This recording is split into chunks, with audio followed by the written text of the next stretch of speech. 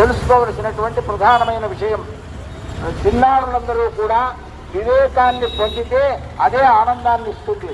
అందువల్లనే వివేకానంద అని పేరు పెట్టారు. కాబట్టి అందరూ ఒక్కొక్క వివేకానందులు కావాలి. వివేకాన్ని మరిచిపోరాదు. మంచేది, చెడ్డ ఏది, కర్తవ్యమేది, అకర్తవ్యమేది అనేటటువంటి వివేచన శక్తి లేకపోయినట్లయితే జాతులు నిర్వీర్యమవుతాయి. ఈ విదేశస్తులు దుర్మార్గులు ఏం చేశారంటే అనేక దేశాలకు, ఆస్ట్రేలియా, అమెరికా మొదలైన దేశాల్లో వెళ్ళి అక్కడ ఉన్నటువంటి రెడ్ ఇండియన్స్ మొదలైనటువంటి ఏదో అనాగరిక జాతులు ఉంటే వాళ్ళ సంస్కృతిని నాశనం చేసి వాళ్ళను భ్రష్టు పట్టించి అవన్నీ దోచుకున్నారు, అవన్నీ నాశనం చేశారు. అలాగే భారతదేశాన్ని కూడా చేయాలనేటటువంటి ప్రయత్నం వాళ్ళు ఎంతో గొప్పగా చేశారు.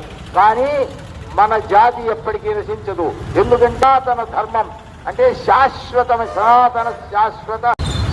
జనగణ మన అధినాయక జయ హే భారత భాగ్య విధాత.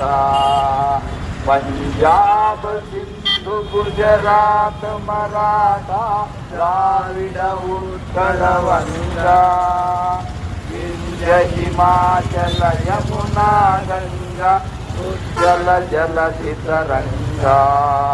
तव शुभ नामे जागे तव शुभ आमागे. गाहे तव जय गाथा जन गण मंगलदायक. जय हे भारत भाग्य विधाता.